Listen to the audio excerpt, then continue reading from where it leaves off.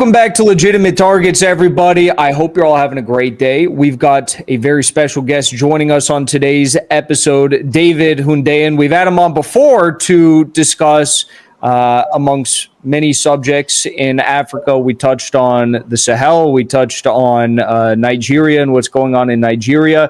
Today, we're also going to be discussing Nigeria because all of the Zionists, all of the pro-Ukraine people, all of the people cheerleading for a war against Iran and Venezuela right now, they're not content yet. They need at least one more war, maybe more, but at least one more. It looks like Nigeria is going to be their next playground if they get their way. So, joining me to break all of this down is Mr. Hundeyin. He is a Nigerian investigative journalist. He's done exceptional work on various issues in Nigeria. He's the author of Breaking Point, A Journalist's Quest for Salvation in Nigeria's Chaos and the Jungle. And he is the founder of West Africa Weekly. And you may have even seen his reporting in the Gray Zone. So, David, thank you so much for joining me today. How are you doing? I'm great. Thank you for having me. Of course. So just to set the scene, maybe you could explain what all of this chaos is right now that's plaguing the think tanks and the war caucus in Washington, D.C., because they tell me that there's no genocide in Gaza, but there is a genocide in Nigeria. And I don't know. I have reason to hesitate and believe what they're saying if they're saying there's no genocide in Gaza. Okay, so I guess there are three key things to understand about this issue. And it's best to sort of start from the beginning. So over the past decade and some, maybe decade and a half, there's been an escalating pattern of violence in Nigeria, particularly in the Middle Belt and the northern part of Nigeria. Now, this violence, as you know, a lot of it has been carried out by groups professing to be Islamists. So groups like Boko Haram, groups like the Islamic State West Africa Province, ISWAP, groups like Ansaru, JNIM, and other groups like that. And while these attacks obviously have targeted people indiscriminately, because I think it's also important to point out that statistically more Muslims than Christians have actually died in these attacks. However, being that these are parts of the country which tend to be more populated by Muslims anyway, there is data showing that the Christians or the animists or other people who are affected by these attacks, it has tended to be somewhat disproportionate. Now, that's one thing. The second thing is that in 2019, I was part of a research team that actually worked on documenting some of this violence. So we actually traveled to parts of northern Nigeria where some of these attacks are taking place. We interviewed survivors, we got hold of death certificates and records and all of this stuff. And we put together a report which was published in 2020. That report was called Silent Slaughter. Now, I was a part of that research and documentation project. I didn't necessarily understand the geopolitical importance of that project or what that project was going to be used for. The report was presented to the then U.S. Secretary of State Mike Pompeo and to the then Vice President Mike Pence. So if you recall, shortly before Pompeo left office, one of the very last decisions he took was to designate Nigeria as a country of particular concern. That was a direct result of that report. And then obviously Joe Biden came in, and one of Anthony Blinken's first decisions was to take Nigeria off that list. Now, so that's the second thing that happened. Now, the third thing, which is what is going on now, is that the US is obviously in the middle of its trade war with China.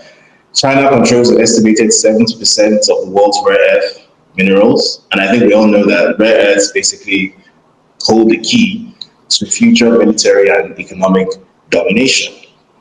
And as we also may be aware, the US recently has executed a sort of pivot in its geopolitical strategy. So it's pivoting more toward the Western Hemisphere, so toward the Caribbean and Latin America and parts of Africa, which is traditionally has been able to dominate while ceding like East Asia and other places to China, because the world is reverting into a multipolar model.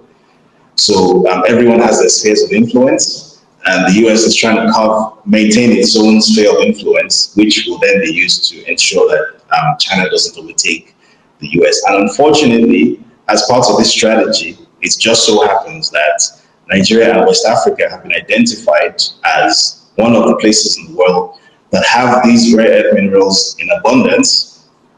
These rare earth minerals are cheaply available, and there is not much in the way of local industry that is actually using them. And there's also very little or relatively little local defense capacity to stop anyone from coming in and taking them.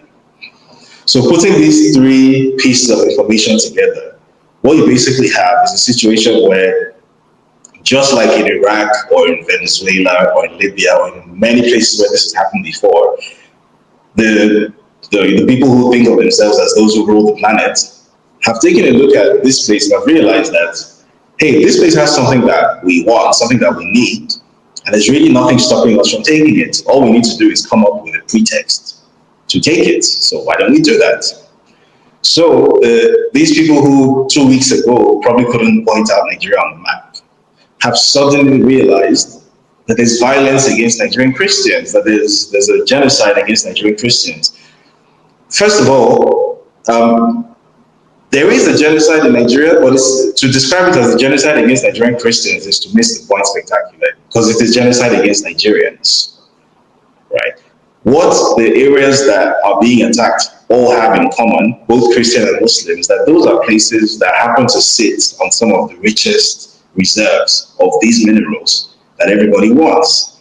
So whether you're a Christian or you're Muslim or you're animist or African traditional religion, whatever you are, if you happen to sit on these rich deposits, they want you off. And it just so happens that these Islamists, who supposedly are chasing an Islamic caliphate or whatever it is they claim to be pursuing, have a very interesting habit of targeting only those areas. So basically, they're wiping out entire communities, clearing out entire communities, and people aren't able to come back home. And then those communities, those places that used to be communities where people live, have basically turned into giant strip mines.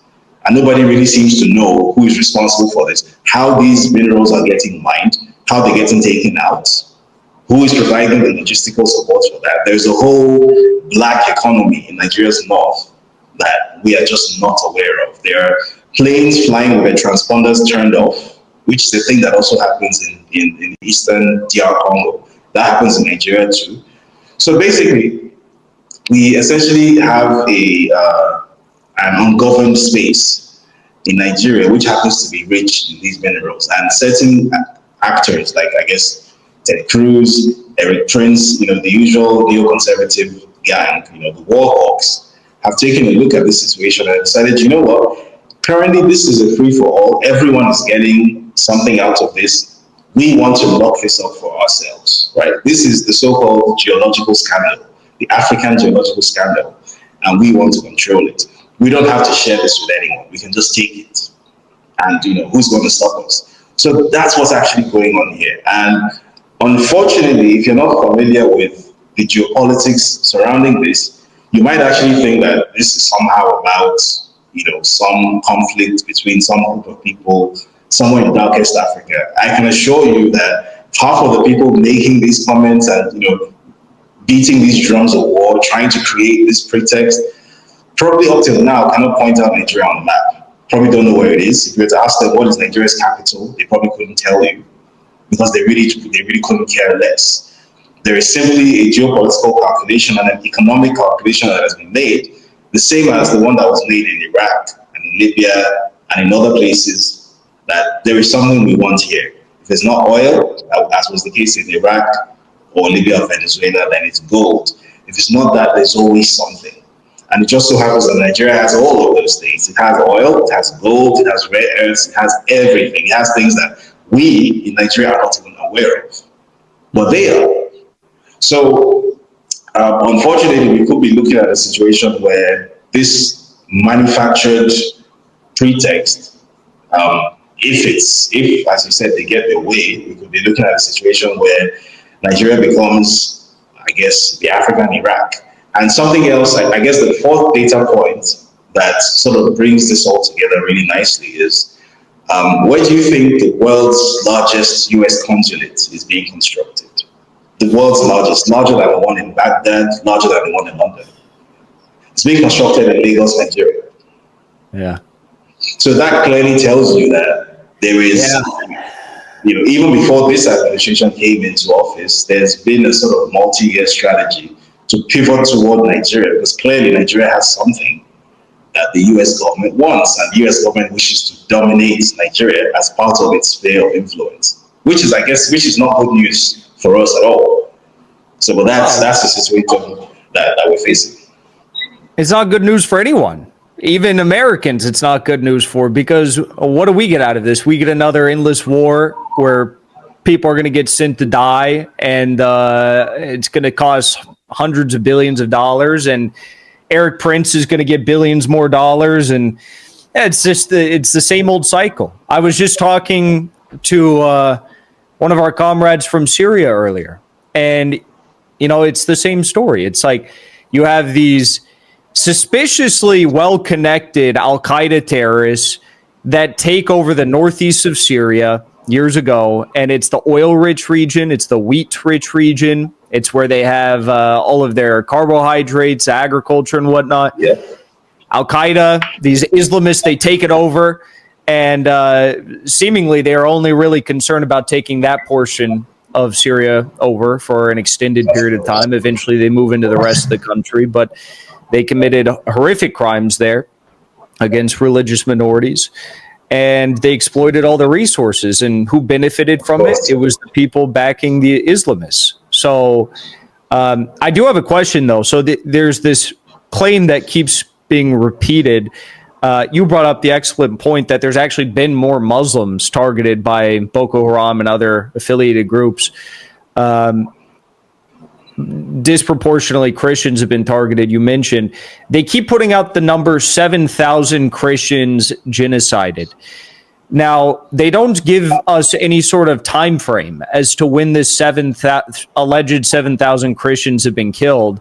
I've seen some videos of attacks purporting to show Christian churches being stormed, presumably by these Islamist extremists. But do you have any exact figures? Do we have any exact figures on how many people are being killed by these extremists and over what period of time? Well, first of all, that number, I think 7,000 Christians a day, is completely pulled out of someone's backside. There's no backing for it whatsoever. And I can say this with some authority because I actually worked on the documentation project where we didn't sort of comprehensively document all Christians who had died, but based on what we had, we were able to extrapolate that over the course of, I think this report covered 10 years. I think over the course of 10 years, it was estimated that as many as, I think it was 20 something thousand Christians, I think it was, according to the report. I stand to be corrected. So feel free to fact check this, but that was what was projected by the report, which, don't get me wrong, is still way too many, and that is an incomprehensible human tragedy, and that is something that illustrates the incredible failure of the Nigerian government, and something definitely needs to be done. Something decisive definitely needs to be done about this, right? However, we have seen this before. We saw this with the so-called October 7 thing, where in the immediate aftermath, we started hearing, oh my God, all sorts of stories. Babies were being incinerated and all of those things. And then over the coming few months, we then got to find out that a lot of it was just entirely false. It just wasn't true. We heard this at the start of the first Iraq war, the first Gulf War, where the daughter of the Kuwaiti ambassador famously went on TV crying that Saddam's revolutionary guards went around picking babies out of incubators and stabbing them with bayonets, and it was this huge emotional event, and it was completely false. She was coached to say that, and that came out eventually. So we've seen these characters pull these stunts before, where there is an atrocity that has been committed, but maybe they feel like this atrocity isn't strong enough to justify what we are trying to do. So we need to exaggerate it, and we need to turn it into something that it categorically is not. We need to characterize it as something that it is not. So in this case, you have these supposed Islamists who, for some very interesting reasons, have killed more Muslims than Christians in total, right? Even though they claim to be Islamists, right?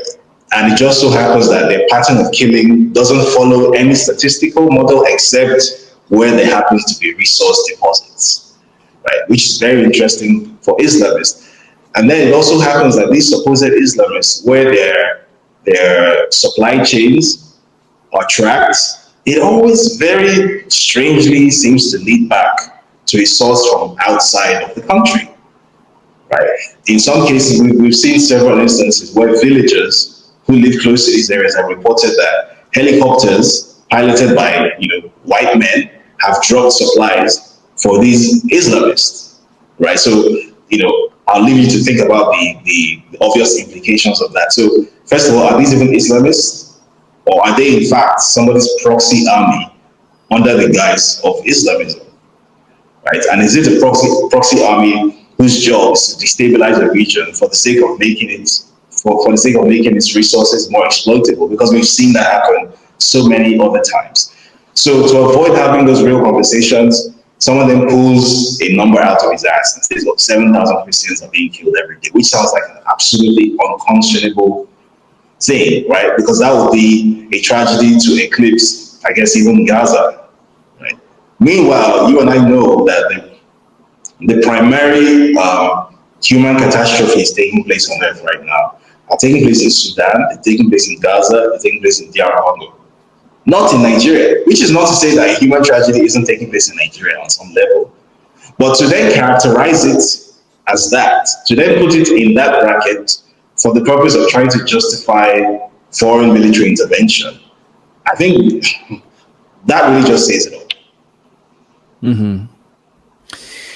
Yeah, I mean, the death statistics from the report you presented are horrifying. There's no doubt about it, but it's not what Mike or Ted Cruz and Eric Prince and all these Zionists are trying to make it out to be. And I'm just seeing it day after day after day, post after post. They're just flooding. And I think it's twofold. I think part of it is the minerals. I think part of it is like, well, Gaza is not the real tragedy. This is the real tragedy. They're killing two birds with one stone. Exactly. But in reality, the actual numbers probably pale in comparison to the violence in Chicago, Illinois on any given weekday night. It's very, very violent in the United States. It's horrifying.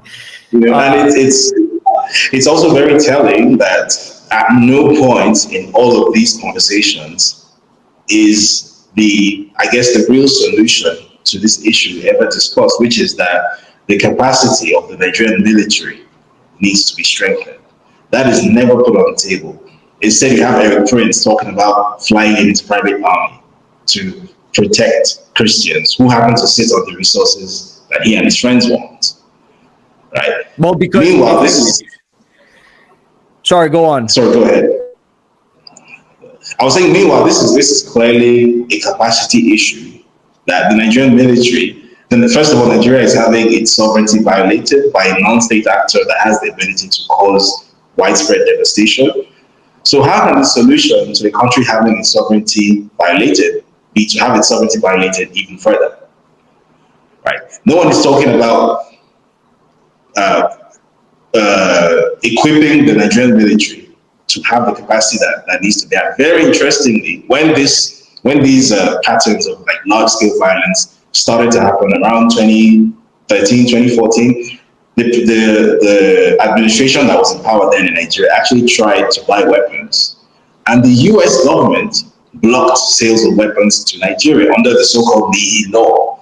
The US government claimed that the human rights of the people who were presumed to be terrorists were being violated. The US government said that, and the US government not only refused to sell arms to Nigeria, the US government actually imposed a de facto arms embargo on Nigeria, preventing Nigeria from actually purchasing arms from the international market. So Nigeria was reduced to smuggling arms using the international black market, which is why, if you recall, well, you may not have come across this, but if you Google this, you see it. Sometime in 2014, a private jet was stopped in South Africa after having intelligence provided from Washington, obviously. And it was a bunch of arms and ammunition on board, and the jet was bound for Nigeria. Those are counterterrorism weapons being smuggled in by the Nigerian government because the US government was preventing the Nigerian government from accessing arms to fight terrorists. And eventually, when the Nigerian government found, I guess, a left field solution, hired mercenaries, South African mercenaries, the group was called the Executive Outcomes, run by a fellow you might know called Ibn Barlow. And that group recorded incredible success, and Boko Haram was on the verge of being, extinguished as a going concern. And then the government lost the election, and then a new government came in, which was obviously, a US puppet government.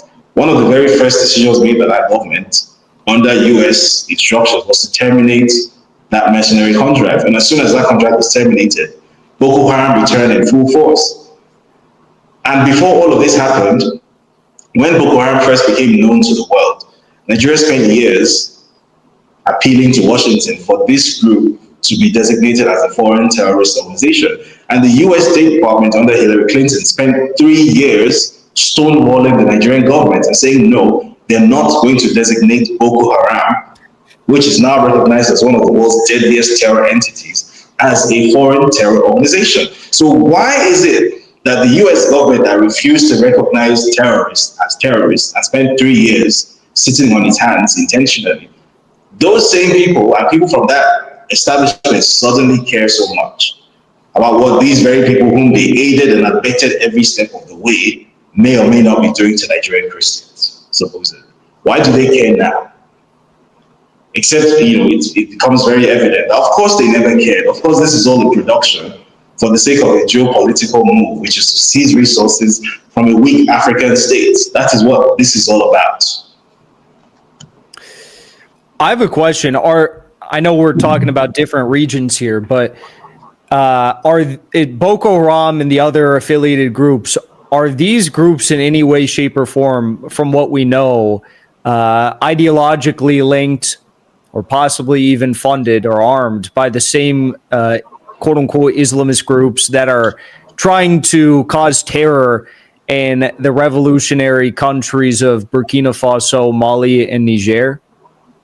They absolutely are. It's the same umbrella. So it's Boko Haram, it's ISWAP, it's JNIM, it's Ansar. It's the same umbrella. In fact, this is all a U.S. operation. 100%. Exactly. That's basically what it is.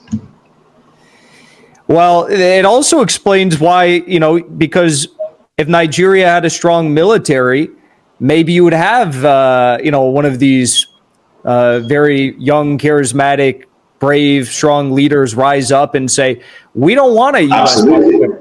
We don't want a Tinubu, and also, if you have a strong government, even if they are or a strong military, if they're fighting Boko Haram and they defeat them, like the South African contractors were doing, well, then it's still going to be difficult for the U.S. to exploit those resources when they want to come in to just steal them. Wow.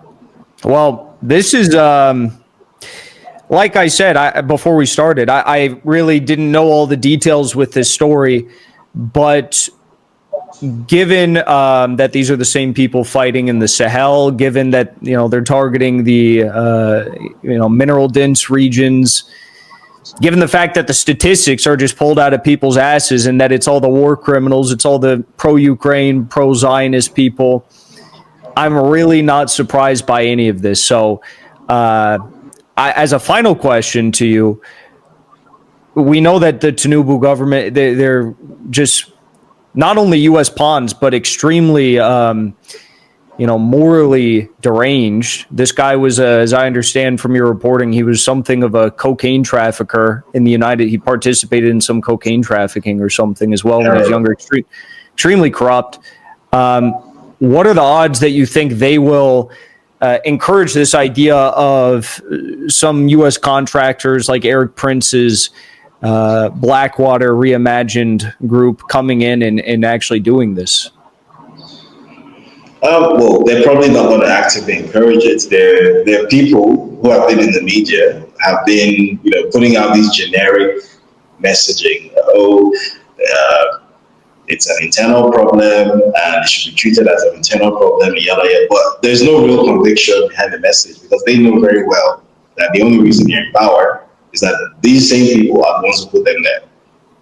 So there's no real teeth behind that messaging. It's just generic word salad. So I think what is more likely to happen is if the US or the people in charge of the US decide to activate the Venezuela strategy, which is basically tell a lie long enough and put real military muscle behind the lie, which is what they're already doing because they're claiming that Venezuela is fighting it's using drugs as a weapon of war against them, and they're blowing up random Venezuelan boats, trying to provoke a reaction such that when the reaction happens, they will then carry out a full-scale invasion of Venezuela. So if that same strategy is what is going to be activated in Nigeria, I don't think a Tinubu government is going to be able to do anything about it. I think they're going to pretend that there's going to be some shadow boxing, but they're not really going to do anything about it because these are the same people keeping them in power. Without U.S. government support, Tinubu would not be president. He wouldn't have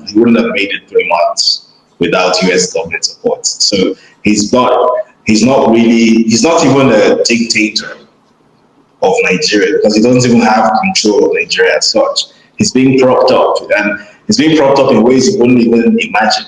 It's being propped up in ways like, for example, the presidential car, right, which historically has always been a Mercedes-Benz Maybach for decades. As soon as this guy became president, it became a Cadillac Escalade, which was flown in on a U.S. Air Force Hercules C-300. So you can see where I'm going with this, right? This guy, his very life, he's being protected by the CIA. So if they should so decide, there's really nothing he's going to do about it. So, I think it's actually up. If there's going to be any hope of stopping this sort of thing from happening, it has to come from the generality of Nigerians. There has to be widespread opposition to any such idea of foreign military deployment on Nigerian soil. Nigerians need to understand why that is a terrible idea, especially being that we're only 2 borders away from Libya, which obviously has had this experience before. That's what I hope people are going to clock finally. My hope is not with the Tinubu government. They're not going to be useful in any way. They never have been, they never will be.